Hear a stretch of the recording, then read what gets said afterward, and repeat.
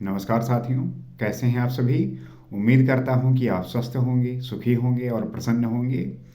आज हम बात करेंगे कि जो रुपया गिरता है उसमें जो कूटनीति है, जो डिप्लोमेसी है, वो कितना ज़्यादा मायने रखती है।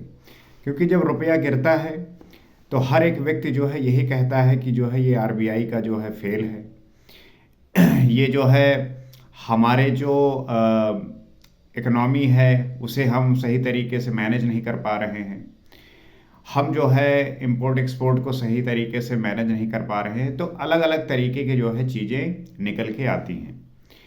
लेकिन ये जो रुपये का गिरना है ये सिर्फ इकोनॉमिक जो है नहीं डिसाइड करता, बल्कि ये डिसाइड करता है कि हमारी फॉरेन पॉलिसी कैसी है, हमारा जो है किस प्रकार से हम अपनी डिप्लोमेसी को बनाए रखते हैं। क्योंकि जब तक हम दूसरे देश के साथ जो हमारा कूटनीति है, जो हमारी डिप्लोमेसी है, वो किस प्रकार से होती है ये भी बहुत मायने रखती है। तो सबसे पहली बात यह है कि रुपया जो है वो गिरता क्यों है। क्योंकि डॉलर का जो है वो डोमिनेंस है। आप देखेंगे कि विश्व में जितने भी देश हैं वो जो ट्रेड करते हैं तो वो जो है डॉलर में करते हैं। और डॉलर में करने की वजह से, जैसे मान लीजिए कि हम ऑयल ही इंपोर्ट करते हैं, चाहे रसिया से करना हुआ, चाहे यूएसए से करना हुआ, चाहे ईरान इराक से करना हुआ, चाहे मिडिल ईस्ट की कंट्री से हमें ऑयल इंपोर्ट करना हुआ, तो ये जितने भी कंट्री हैं सभी से हम वो डॉलर में जो है इंपोर्ट करते हैं और वो कंट्रियां भी जो है डॉलर में इंपोर्ट करती हैं। इसलिए डॉलर का जो डोमिनेंस है वो बहुत ज़्यादा है। साथ ही साथ जो हमारा इंपोर्ट है, हम इंपोर्ट बहुत ज़्यादा करते हैं। हमारा जो एक्सपोर्ट है वो कम, बल्कि इंपोर्ट ज़्यादा है। चाहे वो ऑयल को ले ले, एनर्जी को ले ले, क्योंकि हमारे यहाँ पे ऑयल है नहीं और उसकी आवश्यकता हमारे देश में बहुत ज़्यादा है। तो ऑयल का इंपोर्ट जो है हम बहुत ज़्यादा करते हैं और इस ऑयल के इंपोर्ट की वजह से मान लीजिए किसी देश में कोई अनसर्टेनिटी पैदा हो गई, अनिश्चितता पैदा हो गई, युद्ध हो गया, तो वो देश जो है अपना तेल महंगा कर देता है और फिर हम उस तेल को जो है महंगा खरीदते हैं। और जब महंगा खरीदते हैं तो हमारे देश में जो है वो ऑयल और महंगा हो जाता है। ऑयल महंगा होगा तो जाहिर सी बात है कि किसान जो फार्मर खेत में काम कर रहे हैं वो भी अपने ट्रैक्टर में, इंजन में वो सब तेल जो है महंगा डालेंगे, तो वो जो फसल बेचेंगे वो भी महंगा होगा। मतलब क्या है कि सिर्फ एकमात्र तेल के महंगे होने से सारी चीज़ें महंगी हो जाती हैं। तो इतना असर पड़ता है इंपोर्ट का। तो हम इंपोर्ट जो करते हैं, अगर उसमें अनिश्चितता आ गई तो इसका प्रभाव जो है पड़ता है, इससे हमारा जो रुपया है वो गिरता है। ग्लोबल अनसर्टेनिटी, और आप देखते देखते होंगे विश्व में जो है इतनी अनिश्चितता बनी हुई है, इतनी अनसर्टेनिटी है कि समय समय पे जो है अलग अलग देशों के बीच जो है युद्ध स्टार्ट हो जाता है। मिडिल ईस्ट में लगा रहता है। ईरान का जो है गाजा के साथ हो गया, फिलिस्तीन के साथ हो गया, उधर जो है ईरान के साथ हो गया, सऊदी अरब। तो ये जितनी कंट्रियां हैं इनमें इंगेज रहती हैं और इसकी वजह से जो है ये ऑयल का जो इंपोर्ट है वो भी काफ़ी महंगा हो जाता है। रसिया यूक्रेन के साथ हो गया। तो अलग अलग कंट्रियां जो है अनिश्चित तरीके से इन्वॉल्व होती हैं उसमें, और फिर हम जो ऑयल खरीदते हैं उसमें जो है प्रभाव पड़ता है। ऊपर से यूएसए ने भी प्रेशर डाल रखा है। तो इन सब के वजह से जो है इसका असर बहुत ज़्यादा पड़ता है। अब हम इसका सोल्यूशन क्या है, मतलब उपाय क्या है कि हम जो रुपया गिरता है हमारा, उसका उपाय क्या है, हम ऐसा क्या करें कि रुपए को जो है मजबूत कर सके। तो उसमें है एनर्जी डिप्लोमेसी। मतलब ये कि जो हम ऑयल और गैस को इंपोर्ट करते हैं, अगर हम उसे कम दाम पे और ऐसे देश से जो है इंपोर्ट करें जो हमें सस्ते दाम पे तेल वो जो है बेचे।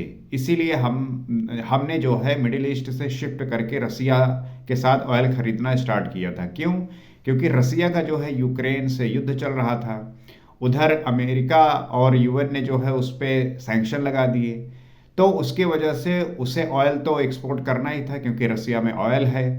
तो इंडिया जो है सस्ते दामों पर ऑयल ले रहा था। इसका जो है खामियाजा पूरे विश्व में उसे देखने को भी मिला। हर कोई यही बोल रहा था कि इंडिया जो है वो रसिया से ऑयल खरीद रहा है और रसिया को इससे जो है कोई फर्क नहीं पड़ रहा है। तो ये बातें सामने आती हैं। तो एनर्जी जो डिप्लोमेसी है उसे हमें ठीक करनी है। उसके बाद आता है ट्रेड डिप्लोमेसी, मतलब हमें अपने ट्रेड को भी ठीक रखना है। अगर फ्री ट्रेड एग्रीमेंट हो तो उससे भी अच्छा क्या हो सकता है, जो कि अभी यूरोपियन यूनियन के साथ हुआ है। तो जो ट्रेड डिप्लोमेसी है वो जब सही होगी तब हमारा जो रुपया है वो ठीक होगा, क्योंकि हम अच्छे से एक्सपोर्ट कर सकेंगे, हमारे सामान पे किसी भी प्रकार का जो है टैरिफ वो नहीं लगेगा, और हम जो है उन चीज़ों को आसानी से कर सकेंगे। तो ट्रेड जब हमारा एस्टेब्लिश होगा, ट्रेड हमारा मजबूत होगा और फ्री ट्रेड एग्रीमेंट एक तरीके से होगा, तो हमारे जो यहाँ के मैन्युफैक्चरर हैं उनको बड़ी आसानी होगी अपने सामान को बेचने में। उसके बाद आता है इन्वेस्टमेंट। जब ट्रेड अच्छे से होगा तो इन्वेस्टमेंट भी बढ़ेगी, और इससे जो है हमारे मैन्युफैक्चरर को और बाहर के लोगों को हमारे देश में जो है वो इन्वेस्ट करेंगे। इससे जो है फॉरेन रिजर्व भी जनरेट होगा। तो आशा यही है कि जो ट्रेड हो उसके साथ ही साथ जो जॉब और इन्वेस्टमेंट है वो भी जो है डेवलप होती है। तो जो बाहर की कंट्रियां हैं वो हमारे देश में जो है इन्वेस्ट करते हैं कि हाँ, ये देश जो है अपने कामों को लेके मजबूत है, और उससे जो है हम ट्रेड कर सकते हैं। उसके बाद है डी डॉलराइजेशन, मतलब डॉलर को हमें कमज़ोर करना होगा। इसीलिए जो है आप देख रहे होंगे कि ब्रिक्स में जो डॉलर को कमज़ोर करने की बात कहा जा रहा है, डी डॉलराइजेशन की बात कहा जा रहा है। उसका मतलब ये है कि मान लीजिए जैसे चाइना और इंडिया को ट्रेड करना है तो वो अपने करेंसी में करे, ना कि डॉलर में करे, क्योंकि डॉलर जो करेंसी है वो तो यूएस की है। तो हम अपने करेंसी में जो है ट्रेड करें, रुपये में करें या युआन में करें। अब रसिया से हम कर रहे हैं तो हम डॉलर में क्यों करें? रसिया की कंट्री हो या इंडिया की करेंसी हो, रसिया की करेंसी हो, तो उसमें जो है हम ट्रेड करें, मतलब हम अपने करेंसी में ट्रेड करें। हम डॉलर में क्यों करें? तो इस प्रकार डी डॉलराइजेशन करके जो है इसे ठीक किया जा सकता है। उसके बाद स्ट्रेटेजिक ट्रस्ट है।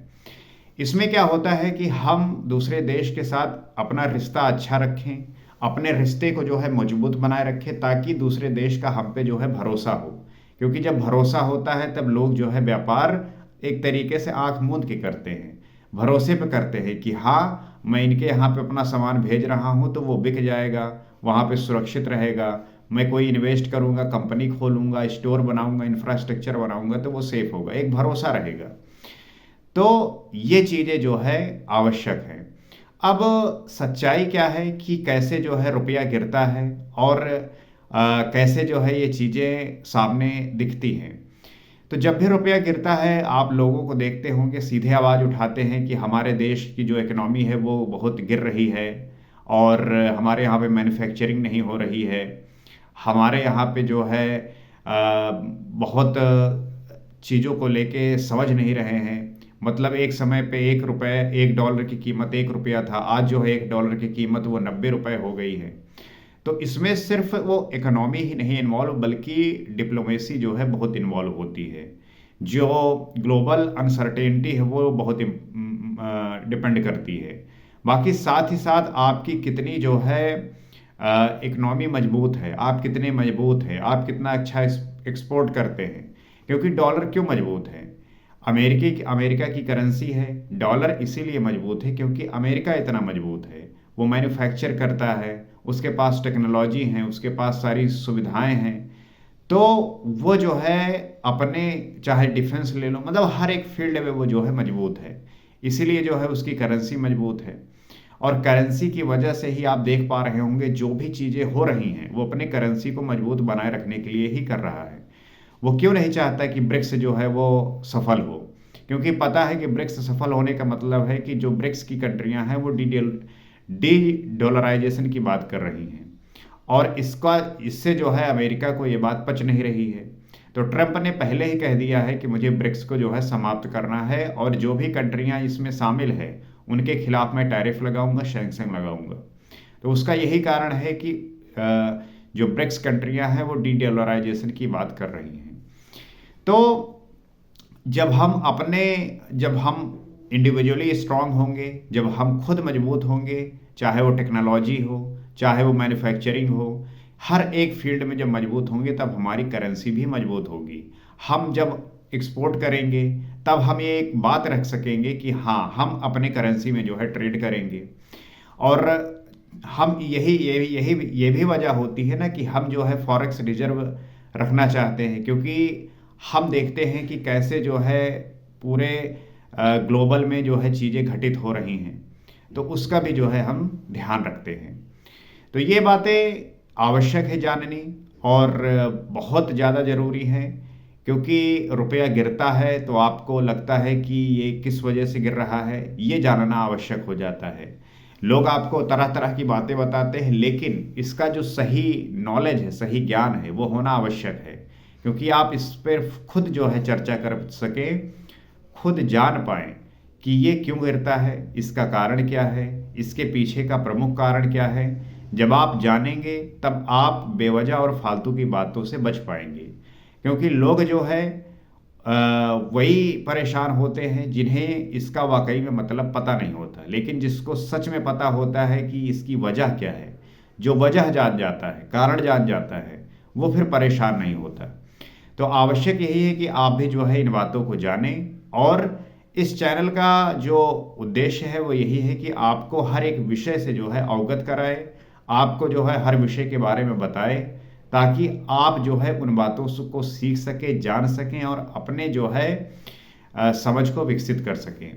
आपको क्या लगता है, क्या जो रुपया गिरता है उसका जो प्रमुख कारण है वो आरबीआई और इकोनॉमिक जो चीज़ें घटित होती हैं उसके परिणाम स्वरूप, या जो ग्लोबल अनसर्टेनिटी है, या जो हमने कई सारे चीज़ों पर बात की, उन सब वो सब कारण है? आपको क्या लगता है? आप भी साझा करिए, आप भी कमेंट में बताइए, ताकि हम उन सब बातों पर चर्चा करते हुए जान सकें और समझ सकें। तो इस वीडियो में इतना ही। नमस्कार।